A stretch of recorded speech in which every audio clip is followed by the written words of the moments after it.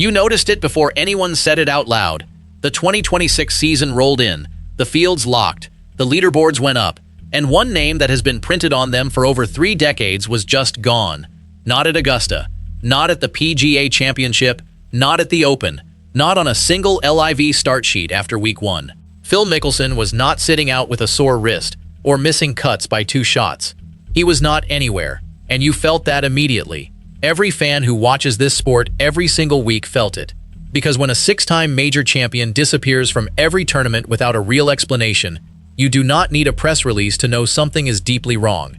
You already know. You have known since April. The only question left hanging is whether he will ever actually say it out loud. Well, he did. At 56 years old, Phil Mickelson finally said the thing every golf fan has been thinking for months.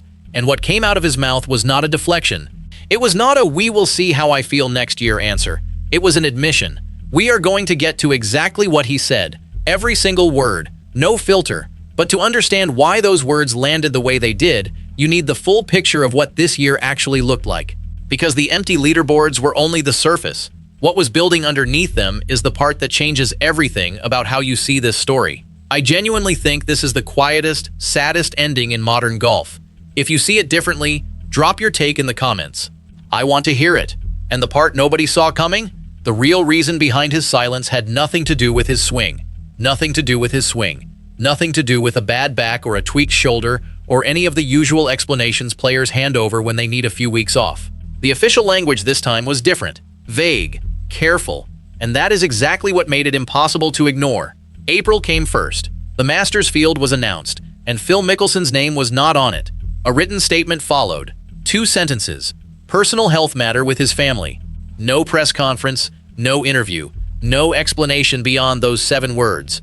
For a man who has played Augusta National more times than almost anyone alive, that silence landed hard. Then May arrived, and the PGA Championship at Aronimink published its field. His name was pulled before the first practice round. Same phrase, same wall. Personal health matter, no further detail. Nobody pushed back. Nobody got a follow-up answer. June brought the US Open, and for the first time in his career, Phil Mickelson did not enter. No statement this time. No written explanation. His name simply was not on the entry list, and nobody at the USGA offered one on his behalf. 3 majors gone in 3 months. 3 blank spaces where a name used to sit. And the golf world was starting to realize this was not a temporary situation. This was not a man taking a month off to reset. This was something else entirely. Fan forums started threads about it. Social media posts asking "Where is Phil?" appeared after every tournament. Nobody had an answer. The speculation grew louder with each passing week, and the silence from his side grew heavier. Golf writers who had covered Phil for 20 years started writing pieces with headlines like "The Disappearing Act" and "What Happened to Lefty?" None of them had real answers. They had theories. They had sources who would not go on record. They had the same 7 words everyone else had. And the not knowing was worse than any explanation could have been. July hit, and the Open Championship at Royal Birkdale confirmed its entries. Phil Mickelson was not among them. And with that 4th withdrawal, a streak that had survived for 36 years simply stopped. Every major, every single one, missed. Not since 1990 had that happened. Think about what that means for a man who built his entire identity around showing up, competing, and finding a way to make the weekend. 36 consecutive years of major championship golf, through injuries, through form slumps, through the gambling stories, through the LIV backlash, through every controversy that could have kept him home. He always showed up, always found a way to be in the field, and now, in 2026, he was not. The streak did not end with a dramatic withdrawal or a public statement about legacy.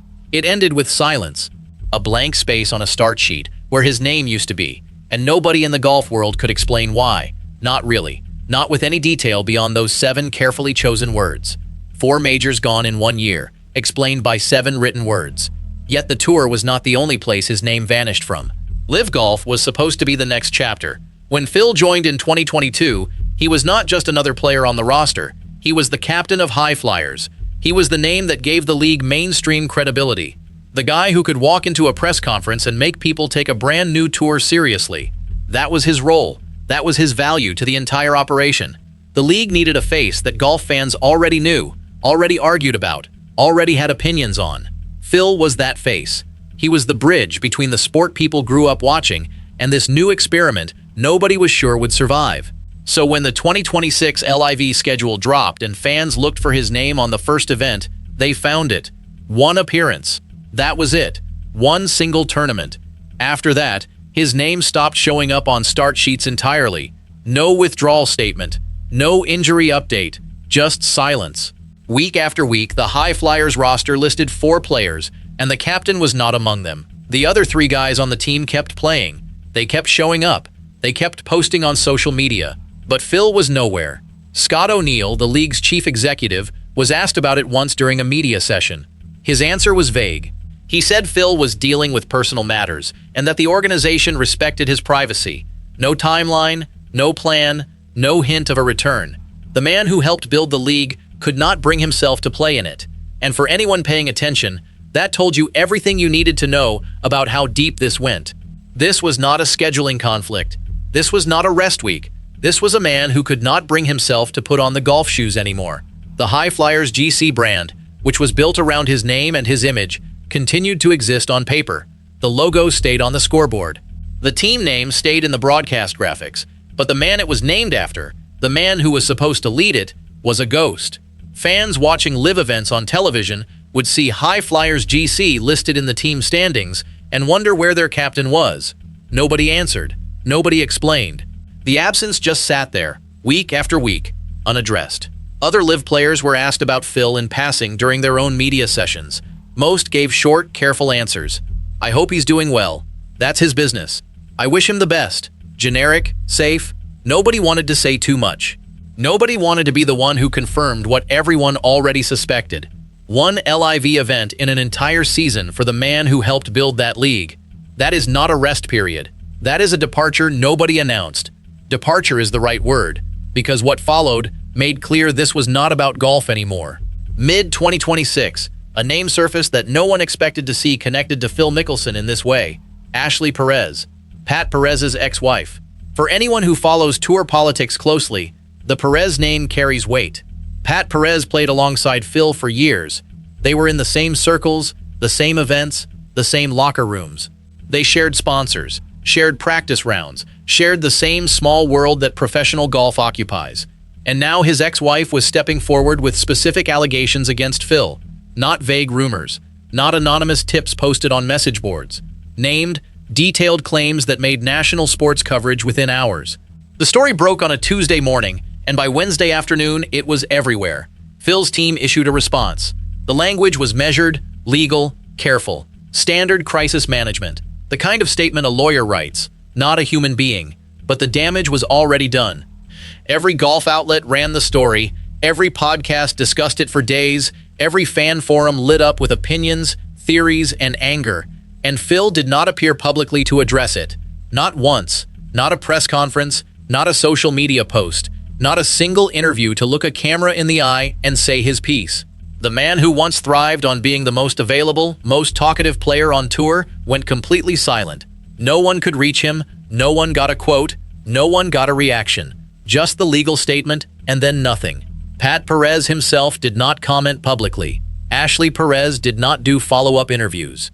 The story existed in this strange space where everyone knew about it, but nobody involved would speak beyond their initial positions. And the wider golf community, the players still competing on tour, the analysts on broadcast, the writers who cover the sport daily, none of them touched it.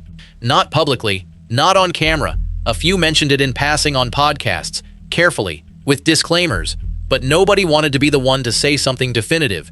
Nobody wanted to pick a side. The silence from the golf world was almost as loud as Phil's own silence. Within a week of the story breaking, 2 of Phil's remaining sponsorship deals went quiet. Not terminated publicly. Not addressed. Just quiet. The logos disappeared from his social media. The partnership announcements stopped. The brands simply distanced themselves without making a statement about why. And Phil simply disappeared from public life entirely. His daily routine, the one that had revolved around practice facilities, gym sessions, and tournament preparation for over 4 decades, had no structure anymore. No tee time to make. No trainer to meet. No flight to catch for the next event. The days just existed, empty and unscripted, for the first time since he was a teenager carrying clubs at San Diego Country Club. The allegations were public, and the response was legal. Then one photograph surfaced that said more than any statement ever could. July 2026.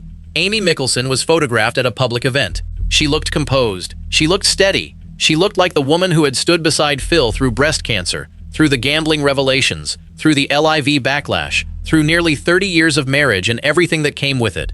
One detail caught every fan's eye immediately. Her left hand. The ring was gone.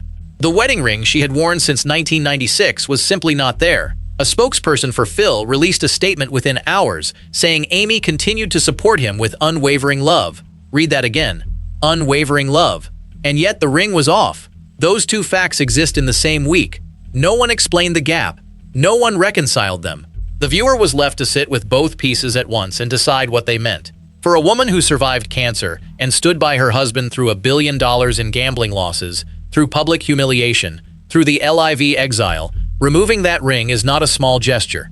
It is a statement louder than any press conference. Amy Mickelson was a Phoenix Suns cheerleader when she met Phil. She married him in 1996. She raised 3 children while he traveled the world playing golf. She fought breast cancer publicly and came out the other side. She endured the gambling stories that detailed losses most families never recover from.